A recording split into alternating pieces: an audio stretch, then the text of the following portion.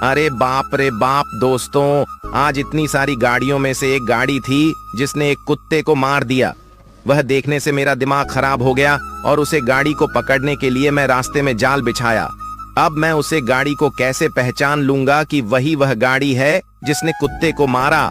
मेरे को लगता है कि यही वह गाड़ी है जिसने कुत्ते को मारा है। अब मैं इस गाड़ी के साथ क्या करूंगा?